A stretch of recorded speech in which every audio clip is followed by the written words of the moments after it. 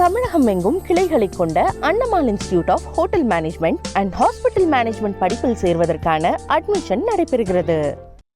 1000-ல் ஒருவருக்குத்தான் மாற்றி யோசித்து சாதிக்கும் சிந்தனைகள் தோன்றும். புதுக்கோட்டை மாவட்டத்தைச் சேர்ந்த ஒருவரின் மாறுபட்ட சிந்தனை ஊருக்கே வருவாயை ஈட்டிக் கொடுக்கிறது. அவருக்கு தோன்றிய சிந்தனை, அதன் செயலாக்கம் குறித்து இந்த செய்தி தொகுப்பில் பார்க்கலாம்.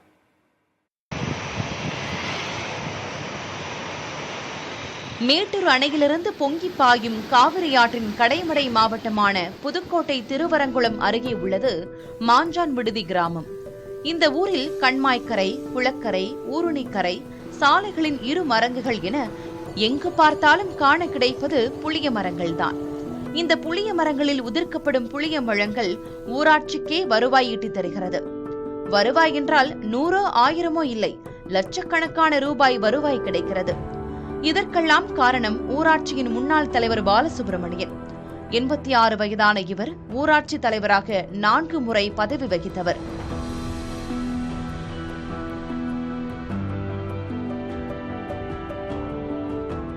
புளியமரம் 86ல் வச்சு ஒரு 5 வருஷத்துல காய்ச்சிருது. பஞ்சாயத்தினுடைய வருவாயை பெருக்கிறதுக்கு தான்.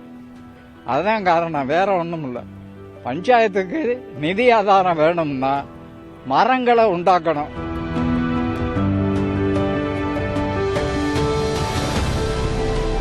ஆண்டுதோறும் வர்ற வருமானம் 50,000 1 லட்சம் இப்படியெல்லாம் ஏலம் போயிருக்கு.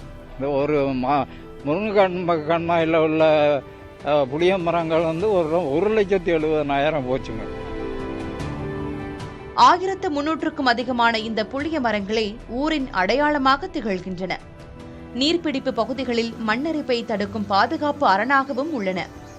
1986ல் நடப்பட்ட புளிய மரங்கள் கடும் வறட்சியையும் தாங்கி வளர்ந்து நின்று செழித்து இப்போது வருவாய் தரும் ஊற்றுக்கண்ணாக திகழ்கின்றன.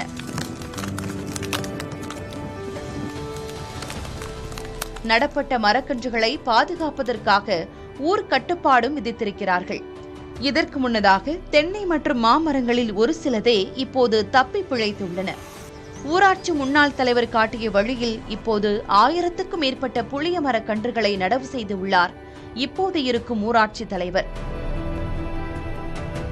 35 ஆண்டுகளுக்கு முன்னாடியே இந்த மரங்கள் பார்த்தீங்கன்னா புளிய மரங்கள் இந்த குளக்கரைகள் அவர் தான் புளிய மர கன்றுகளை போட்டார். அது பார்த்தீங்கன்னா அன்னைக்கு பெரிய சிரமப்பட்டு அந்த தண்ணி இல்லாத காலத்துங்களில் தண்ணி டேங்கரில் ஊற்றி, இந்த மாதிரி டேங்கர் மீன்ஸ்னா கையில் இழுக்கக்கூடிய டேங்கரில் வச்சு தண்ணி ஊற்றி கன்றுகளை வளர்த்தாரு. இன்னைக்கு அது பார்த்தீங்கன்னா ஊராட்சிக்கு ஒரு பிரதான வருவாயும் இருக்கு. அதை முன்னெடுத்து இப்போ நான் ஒரு 1300 கன்று இப்போ நாங்கள் போட்டிருக்கோம். இப்போ நான் வந்ததுக்கப்புறம் இதெல்லாம் ஓரளவு வளர்ந்து பெரிய லெவலில் இருக்கு.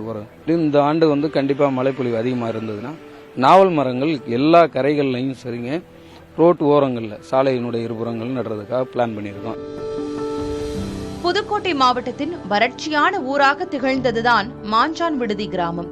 வறட்சியால் துவண்டு விடாமல் மாற்றி யோசித்ததன் பரிசுதான் இப்போது புளிய மரங்களின் வழியே கிடைத்து வருகிறது. புதிய தலைமுறைக்காக ஒளிப்பதிவாளர் உதயகுமார் மற்றும் செய்தியாளர் முத்துப்பழம்பதியுடன் ரவிக்குமார்.